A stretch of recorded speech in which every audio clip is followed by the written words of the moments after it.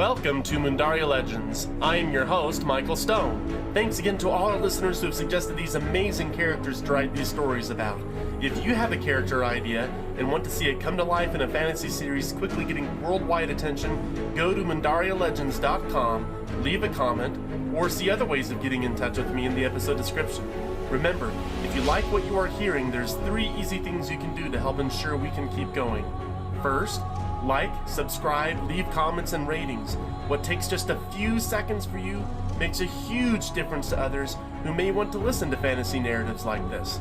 Second, if you want to directly help support the costs of producing this podcast, you can go to patreon.com and subscribe to our podcast there. For as little as $3, you can ensure you'll always have access to ad-free versions of the show. Finally, you can tell another friend about the show, because half the fun of hearing a great story is getting the chance to talk about it with a friend. Today's story features a pair of twins, Zico and Xena, suggested by Emma from the United States. Thanks for the contribution, Emma. And now, without further ado, we bring to you Episode 5, Drastic Measures. Xeru stood alone, facing the newly dug graves. An impressive sight. Spear after spear rose from mound after mound of volcanic sand, a macabre memorial lit only by the nearly full moon. He had been the one to suggest to the king that a more remote site, like this island, almost a half-day's journey from the Isle of Cruz, would be the ideal location to bury the Maeli dead. Far from the fighting, removed from the foot soldiers' view. It was best that those who fight not be reminded of their fallen comrades needlessly. When the true death toll of the war was put out of sight, and when incapacitated soldiers were quickly removed from combat, what death the soldiers did see would not break their morale, but instead serve to rally the warriors to action, becoming drunk with violence and rage.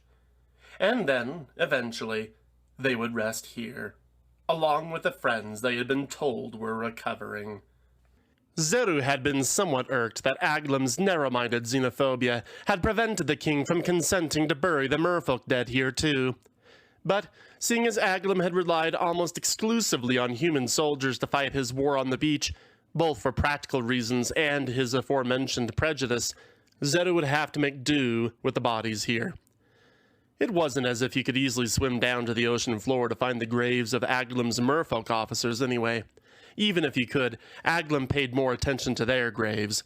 It made little difference to the king if the graves of the humans went unaccounted for, remembered en masse as an afterthought, yet forgotten completely as individuals. All the better for Xeru's purposes. As Xeru surveyed the forest of spears in front of him, he walked up to the nearest grave, studying it. It was open, just as Xeru had instructed the diggers. Wasn't it natural, after all, that a humble, gracious healer like Xeru would want to use his own hands to give the last respects to at least one of the Maeli dead? So, with everything ready, Xeru reached out with his god shard. Even at his advanced age, even after millennia of exercising patience, a small part of him ached with anticipation, longing even. But as the more rational part of him had predicted, there was no response. Some electrical activity, but nothing more. He knew that he should feel pride in having accomplished even that, but what he was attempting was much more than reviving a lone dead heart. He could console himself at least in the fact that the likely next step to progress was on his way. The familiar rhythm of Tirial's footsteps behind him followed soon enough. Xeru addressed him in their native Elvish tongue, without turning, centering his focus on his most recent experiment. Punctual as always, Tirial. Thank you. Tirial stood by Xeru, also focused on the open grave. I believe I managed to achieve a motor response from the test subject yesterday. Nothing groundbreaking, I know, but it was a milestone for me at the least. Xeru nodded approvingly. Your skills are developing quite nicely. We must be careful, however, not to become too complacent. Our time is running short, and unless we are able to achieve our goals with this research soon, we will have to take more drastic measures to ensure the security of our plans. We have a copious number of subjects to work with, thankfully, but even these corpses can only take so much abuse from our experiments before being rendered completely useless. Tirial acknowledged the guidance with a small bow, and then delivered the message Xeru had been waiting to hear. I have news from Stradtrix. The Arch-Chief is indeed planning to join her forces personally to lead the defense of the city. Xeru breathed in. Finally. That took her long enough. Tirial looked towards Xeru. The chief healer could see his younger, blonde-haired elvish colleague fixing his elder with a calm indifference. And what instructions will you have me send his way? What is next?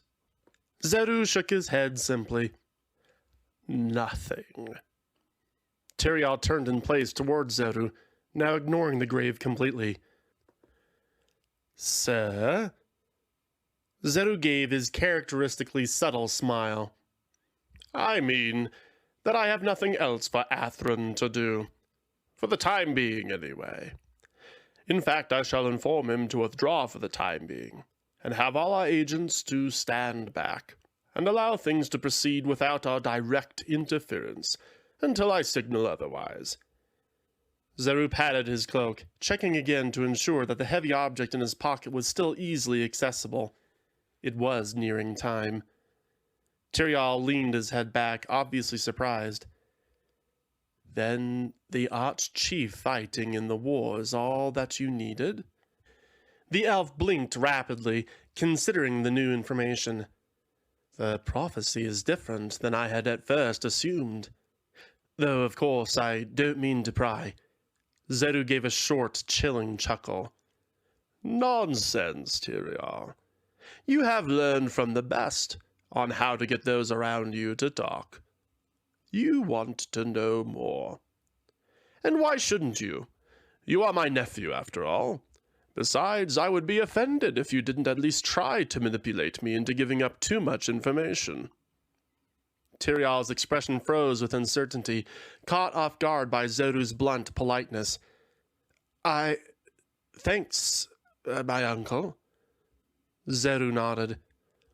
I believe it is time that I let you know the full context of that prophecy, Tirial. You deserve to know. Xeru took out a small piece of parchment that had been folded up in his pocket. As he unfolded it, he saw Tirial's guarded, yet eager face looking on. No one else among the healers who was aware of Xeru's scheme in controlling the war had been permitted to hear or read the full prophecy, let alone know completely what Xeru's endgame was. That was how Xeru liked it. Fewer questions, more room for certain maneuvers. Too much information held by any one individual in this war, after all, always was a variable Xeru had worked his best to prevent, to ensure the security of his designs. Xeru smiled, handing Tirial the paper. Please, nephew, read. You deserve this. Gratitude swelled from Tirial's eyes briefly, before he quickly grabbed the paper and read it out loud. Though the Crimson King chases honor in the hunt, he shall lose it if he ever abandons the helpless. Tirial frowned. Sounds a little strange for a prophecy. I thought that these strictly just told the future, but this sounds positively like a sermon. Xeru continued to smile at his nephew. You haven't read many Cthulhu prophecies, then. If you think the charade of moral enlightenment we carry on with the Maeli is tiring, it's language like what is written in these prophecies that surpasses even my talents for sanctimony. Tirial raised his eyebrows in understanding, seeming to take his uncle's word for it. I see. And so this first line is what compelled Arch-Chief Pryax to adopt the survivors from Xeru village? But why pick Celast as his successor? Xeru's grin widened only ever so slightly. Read on, Tirial. Tirial continued eagerly. When the Arch-Chief wakes from his iniquities, His throne must he give to the daughter he must take. For the stranger shall inherit his crown, a birthright burned, a kingdom saved. Tirial commented, Seems straightforward enough in retrospect, but Celast specifically? Why her, and not any of the other survivors from his raids? Xeru explained as he stepped away from his nephew, feeling again at the metal object in his pocket. Pryax was a butcher among the draconids. He led their hunts for dragons by example, unremitting and merciless in his ancestors' quest to rid the world of the beasts. So, to answer your question, Celast was the exception to the rule. There were no other survivors to choose from. As for Celast, the Cthulhu who gave this prophecy to Pryax was present at the raid of Xeru village. The details are not fully known to me, but these ramblings were sufficient to touch the conscience of Pryax just as he was about to kill the young Celast, who in her native human tongue was then known as Celeste. There were no other survivors but she. Tirial raised one of his eyebrows, intrigued. And she is unaware of why she was taken at such a young age? I had thought she knew of this prophecy. Xeru placed his hand on Tirial's back. Tirial, the darkest secrets are those kept from one's own family. It was pathetic, really.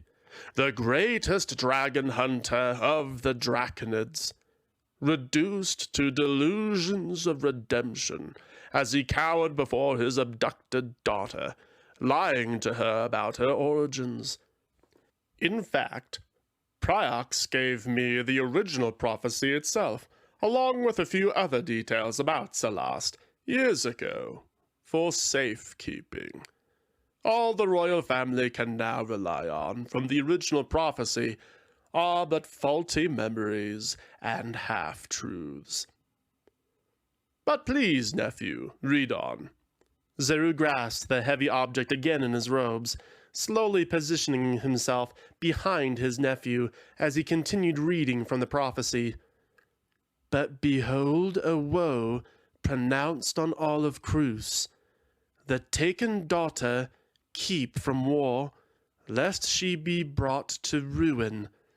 Tirial gave a huff of disappointment. Not very specific there. Brought to ruin, that could mean any number of things. Xeru allowed himself an even wider grin as he fondled the spearhead he took from his pocket. I believe you'll find the last line there much more fascinating, however. Tirial gave the paper one last shake as he straightened it, letting the moonlight better help the elf see the final words of the prophecy. And should this ruin come to be... Tirial froze, stopped mid-sentence by sheer shock, then finished. All shall see the dread king? Alarmed, Tirial turned on the spot.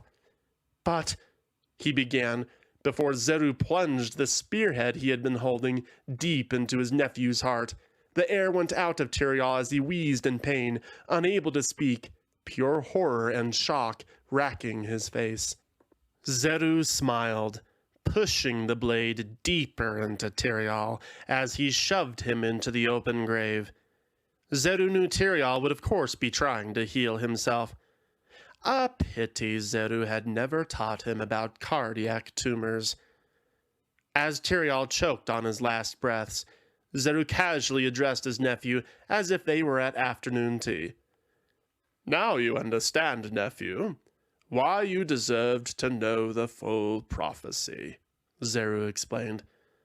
I didn't want you to have the wrong idea, after all. You have been far too efficient a servant to kill on a mere whim. Xeru considered Tirial for a moment, as his nephew shook from the pain, his life ebbing away as he lied next to the nameless Maeli corpse. Perhaps he should put him out of his misery? Make it a quicker death? No. His robes were dirty enough from the murder. No sense getting down in the gritty sand and having that get everywhere just to send his nephew off peacefully. Uncle, why? You have no one now, Tirial managed to choke out. You have no family left. You read the prophecy, Tirial. His Majesty, the Endless Sovereign, will be returning soon. So, it's not really like you were long for this world anyway. Besides, you know me, Tirial, Xeru assured him, as the old healer looked on the back of his right hand, studying the mark of healing there, grinning as he saw it begin to darken. I won't put your sacrifice to waste. The next day, Arch-Chief Celast was soaring through the air on her blue-scaled wings, scouting out the battlefield. She had to be useful. She had to do something for her people. She soared over the fighting, high up enough to avoid the Maeli archers and hydromancers. True, she wasn't anywhere near the beach, but that didn't stop the Maeli from delivering barrels of water to the front lines for their hydromancy. From where she was, the Maeli helmets were like small pebbles of silver gravel, running up against her own soldiers in their red and gold armor. Flames issued forth from her Draconid warriors in the air, strafing enemy lines and reducing enemy hydromancer attacks to vapor. Though a few skilled hydromancers could still coalesce the vapors back into usable water, the fierce tempo of the battlefield often required them to simply turn back to their barrels for more ammunition. Celast had hoped that by seeing the battlefield for herself, that she might be able to concoct some way to bring an end to this war, but all she had found was that war was a nightmare that none of the books she had read had fully prepared her for. Where she had once been taught that fighting in such conflict was supposed to be glorious and heroic, she only saw her people desperately trying to keep each other alive in the mayhem of murder. They didn't doubt their cause. They were defending their homes after all. But even her proud Draconid warriors had a dullness in their eyes that told the young ruler that they had seen too much and done too much.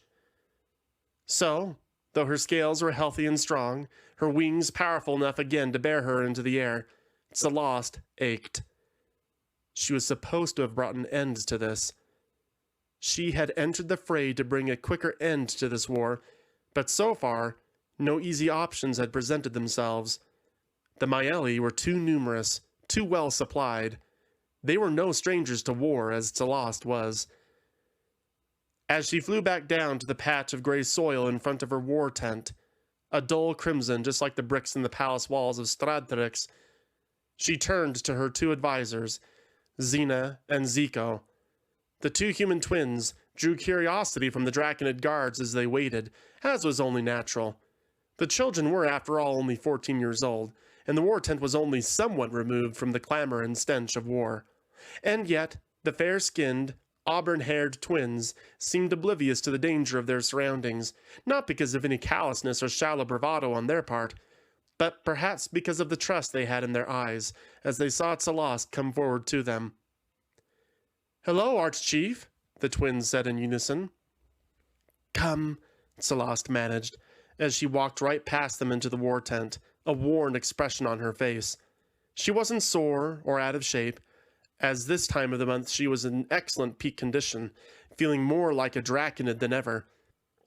Perhaps her exhaustion had something to do with the fact that she was up for most of the previous night, trying to think, trying to find some way to end this war. But she was running out of time. The second spring tides were coming again, and soon.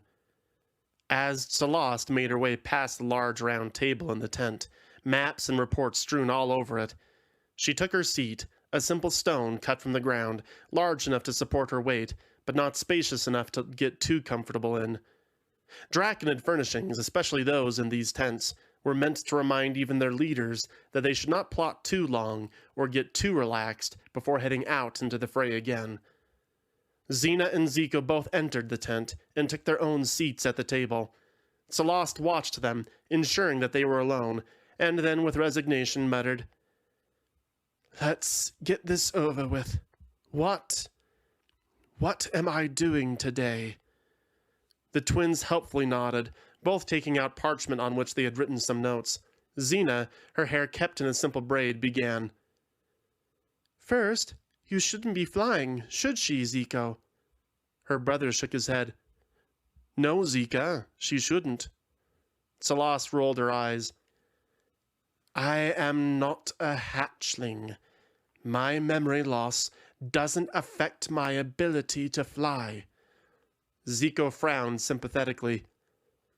"You said that yesterday.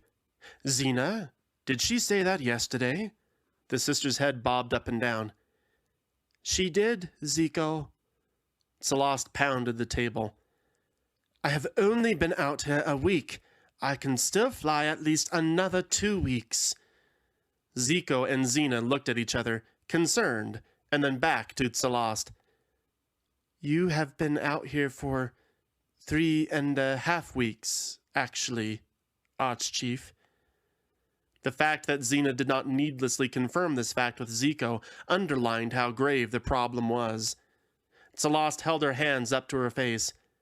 Why had she thought she could do this?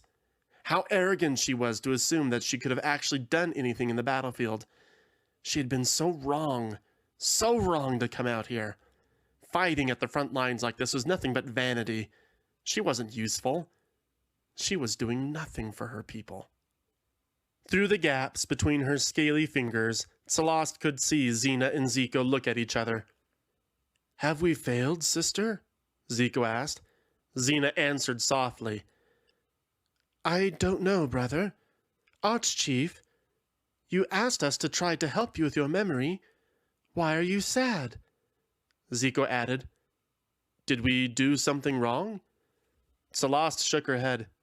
"No, it isn't you. You are doing what you should," she said, though with her memory the way it was, she couldn't even remember what her original orders for them were. It seemed to make sense, though.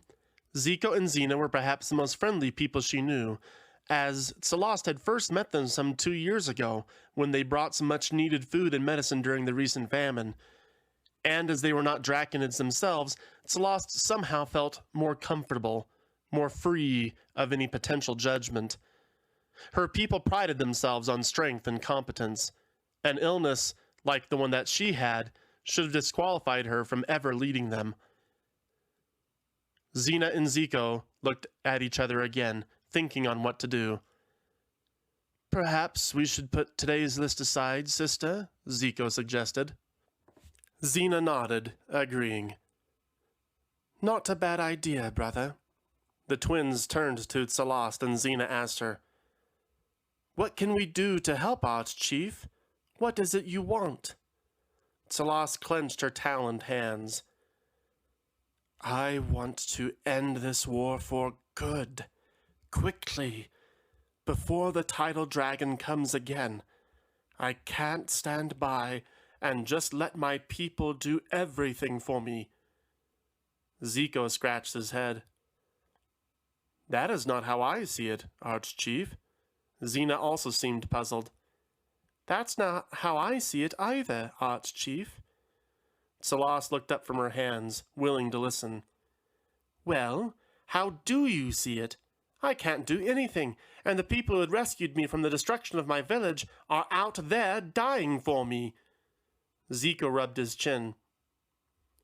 "I don't think this is about you, Arch-Chief." The words hit the Arch-Chief like a cold slap of an icy hand. She was astounded.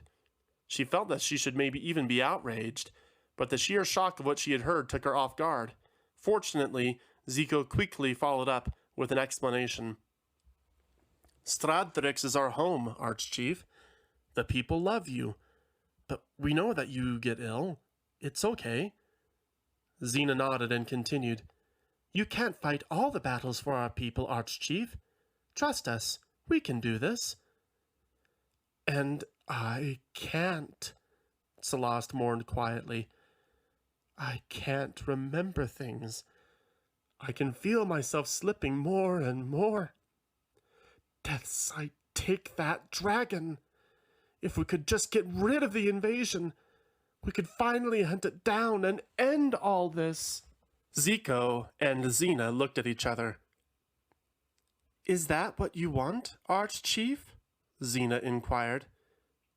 Yes, more than anything, Celast sighed. The twins again shared a look, brainstorming. It was almost as if they could send to each other their ideas silently, like no one else was looking. Xena and I are not strong enough to end the war so soon, I am afraid. Even though you are very strong, Xena, Zico quickly noted. You are strong too, Zico, especially when we fight near the moat. The moat? Celast stood up, energized. But we are near the moat right now. Why aren't we using it? Why... From the pained expressions on the twins' faces, Celast could tell she had slipped up again, and stopped mid-sentence. We're not near the moat today, are we? That was ages ago, Celeste lamented. Both twins looked at the ground. Correct, Xena confirmed. The fleeting excitement that Celeste felt evaporated in the briefest of moments. Now her memory loss was becoming ridiculous. She wasn't going to be able to stop the war before the tidal dragon came. She'd have to go back to the palace and let Athrun tend to her as he usually did during this time of the month. That she had lasted as long as she had without slipping into another one of her comas was a feat. If only they really were closer to the lava moat. Then, suddenly, a bold idea struck Celast. The moat. Zico and Xena exchanged confused and concerned looks again. Zico began. Arch-Chief, we just discussed this. The war front has progressed away from the moat. That was weeks ago. Celast shook her head. No, you don't understand. Come, I will speak with the guards. They will need to fly you with me back to the moat. Celast rushed to the tent door, a hope reignited in her that told her that this would certainly work. It had to work. Standing at the tent door, she turned back to the twins.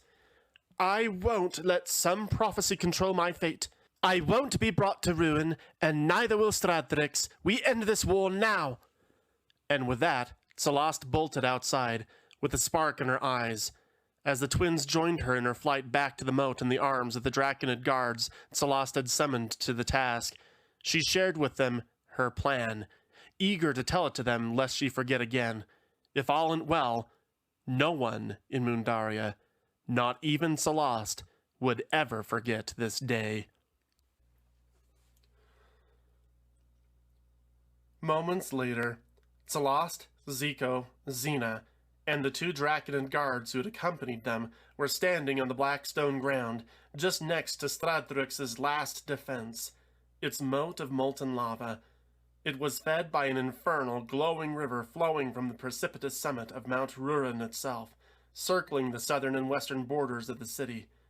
It was a perfect defense for Stradrix, with no approach to the city available from the north or the east, thanks to the treacherous topography of the mountain against which Stradrix was planted. Any attack against the capital would have to face the molten tides of fire and the Crucian pyromancers who so zealously guarded it. Celast walked with the twins along the western shoreline of the moat, towards the cavern in the mountain, into which the superheated rock flowed. They couldn't walk too close, as the heat and the fumes were dangerous for any mortal, especially the twins, to withstand for long. However, once the party had found a place where Zico could work safely, Celast looked to him, apprehension, hope, and concern all etched in her eyes. Zico shook his head, and reassured Celast before she could voice any doubts. "It is a good plan, Arch-Chief, and you and Nirax here," he motioned to the Draconid guard who had flown him up to the moat, "will help me get away before I am in any real danger."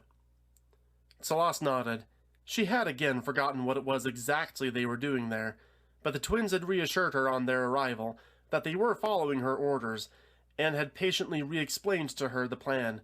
And so, though Celast couldn't remember all the reasons for what they were doing, she followed her instincts and trusted her young friends, hoping that the wild plot they had shared with her would work. These 4 pyromancers were among the most talented of all her wielders after all, and certainly had the unique skills suited for this particular mission. Xena spoke from behind a scroll of parchment she had stretched out between her hands. "I will make my way to the mountainside then, Arch-Chief. I believe that I have found the best lava flow for our plan." She turned to her brother, a warm encouragement in her smile. "Good luck, brother." "Good luck, sister," Zico answered. Xena then walked to the other Draconid guard, nodding her assent, as the winged reptilian reached around her waist and flew her towards Mount Rurin. Celast turned to Zico, and, steeling herself against the enormity of what was likely going to be the most fateful orders she'd ever give, she gave the word. "Begin," she instructed. Without hesitation, Zico reached out with his right hand towards the roof of the cavern. The glyph on the back of his hand, that of Igna, the god shard of flames, glowed brightly as it began to shake. Then, amongst the stalactites in the cavern ceiling, explosions began to ring out. The stalactites began to shake, some of them falling into the burning river below. "More! Nerax, join him!" Celast wished that they could spare more soldiers to get the work done, but it was critical that their operation not draw the attention of the Maeli. And, perhaps, if this didn't work, it would be only so many faces of disappointment she'd have to see. She herself was not a wielder, another reason why she often felt out of place in the Crucian throne, but hopefully, with pairs of wielders at both the mountain and the moat's terminus, their goal could be achieved. And, as Nerax joined Zico's efforts, Celast's hopes were realized beyond her greatest of expectations. As the pair of pyromancers worked, a sudden massive explosion ignited, setting off a shockwave that knocked the trio to their feet, as the entire cavern collapsed, tumbling and pouring its debris into the molten river. Celast was the first to get back to her feet. "What happened? How did you—" she began. Zico shook his head. "That wasn't us. We must have hit a pocket of gas that was trapped in the ceiling. Guess that's that job done. We need to move, now."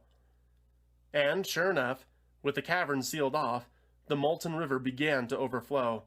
As the lava surged, Celast stood transfixed by the sight, suddenly wondering what was happening. Why was she here? Wasn't she supposed to be fighting? "Arch-Chief! We must leave!" Zico called out.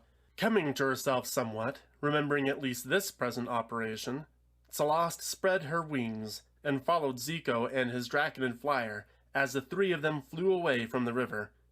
Then, suddenly, they heard another earth-shattering explosion from far away off, coming from the side of Mount Rurin.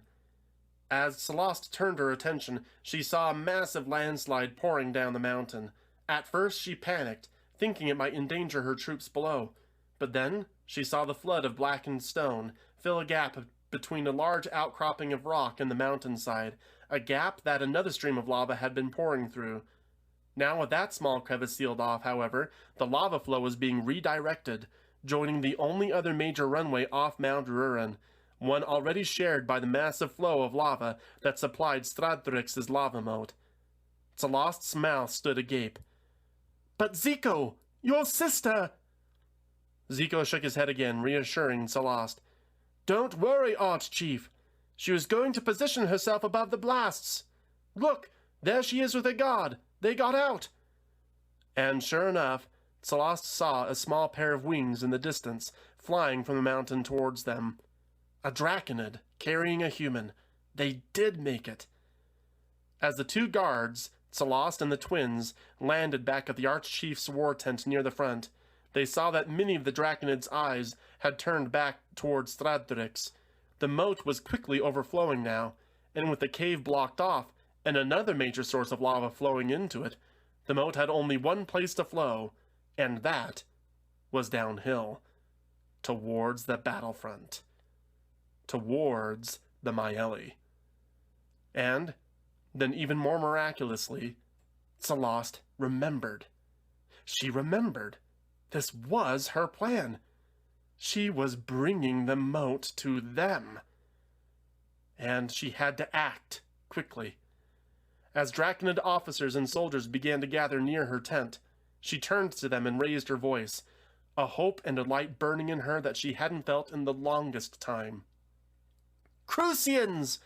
Thanks to the brave efforts of some of your fellows, especially Nirax, Viruk, Zico, and Xena here, she motioned to each one in turn, we are bringing our home's most sacred defense to bear its full might against the invaders.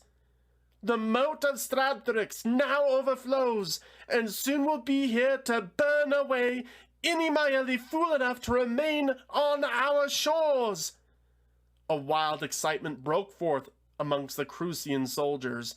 Before the cheering got too out of hand, however, Celast waved them down and cautioned, "But first, we must make sure that we keep our own people safe, for we only have a short time before the molten blood of Mount Rurin consumes the ground we stand on now. We Draconids must therefore help our human comrades, our fellow soldiers, staff, and healers, to escape before the inferno comes. But I promise you, defenders of Stradthrix, once they are safe behind the walls of the city, we Draconids will fly above the flames and show these invaders the doom they've called on their heads, forever desecrating the shores of our home." Cheers again erupted from the crowd. As Celast spoke, a different feeling, something quite unlike the quiet, meek, or resolved Celast she was most familiar with, surged in her. Though a part of her was somewhat startled by the sensation, she felt an instinctive sense of belonging to this new feeling, this thrill, this surge of pride. Celast continued her rallying cry. "This week will not go out before they learn the true power of Ignar, the godshard of flames. And when the tidal dragon returns here, she will find no Maeli to guard her flank. She will find only death and flame. Now onwards! Begin our last retreat, Crucians!" Officers immediately began issuing orders, and human soldiers and healers began to gather their supplies. Tents were being struck, equipment packed. Amidst all the activity, Celast looked out towards the sea, towards the Maeli whom she knew would soon be able to see their approaching doom. Unbidden tears welled up in Celast's eyes. Xena looked at Celast curiously and asked, "What is wrong, Arch-Chief?" Celast shook her head. "Nothing, I think." She paused, the thrill that she had felt earlier dissipating, as she struggled to put her feelings that she was now experiencing into words. "It's just, I never thought I'd be able to really help, but it seems that maybe, despite my weakness, I can still help." Zico smiled. "Arch-Chief, it isn't despite your weakness that you are able to help. You used it to help save us." And so, as the lava continued its slow, halting, yet certain progress down the gentle slopes of the war-scarred plains in front of Stradthrix, Celast and her companions looked on, the Arch-Chief at last feeling something that she hadn't for all these long months of war. And that feeling was peace.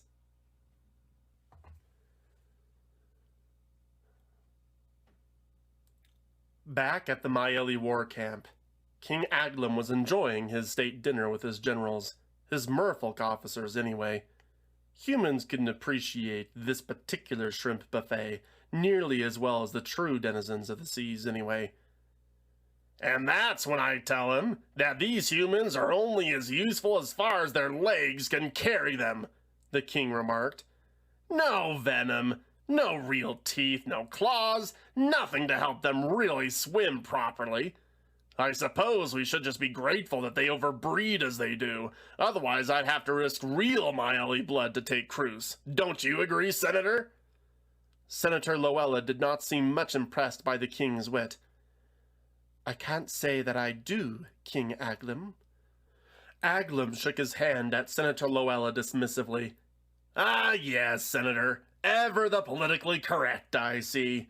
A pity you can't speak as plainly as the rest of us. The senator looked as if she was about to issue another scathing remark when a human runner came into the tent, panting. Sir, the Crucians! They are under full retreat! Intrigued by this pleasant news, the king turned his full attention to the pathetic little human. Hardly any muscle mass to this one, though it likely wasn't his fault that he wasn't born with the innate strength and girth King Aglum had come to appreciate in his own people. Really? Have they sent any couriers? Any sign that they are surrendering? The human runner, still panicked and sweaty, shook his head. No, sir. They aren't retreating from us. You need to see it for yourself, sir. Eyes furrowed, Aglum snapped his fingers and pointed to the tent's door, and sure enough, when he finally got outside with his palatine bearers, all the bravado he had felt in the tent evaporated as he saw what was coming. Somehow, the Draconids had summoned forth the very lava of Cruz to go on the offensive. Even now, golden streams of fire were bubbling their way towards the shoreline, towards the Maeli camp. They were slow, but not that slow. The king's eyes widened with a kind of stark, naked variety of terror. As his fellow officers' palatines slowly gathered outside to see what the king had been shown, they similarly looked agape at the mind-numbing turn in fortunes. Finally, one of them had gathered the barest amount of gumption to ask, Sir, what do we do against that? Aglum only stood motionless, staring at the flow of lava edging towards their camp. At best, he only had a day before it arrived here. He felt at the necklace on his chest, fingering the place where his most prized ornament thereof had once hung. A thick, sludgy outrage at the concession he was about to make caught in his throat as he spoke. I must speak with that girl. I must talk with the blade hand.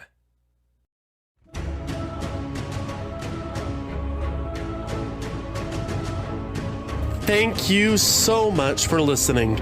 Remember to like, subscribe, and leave a rating for us to let us know what you liked in this episode. You can also support us on patreon.com. Just look for Mundaria Legends or use the link in the description.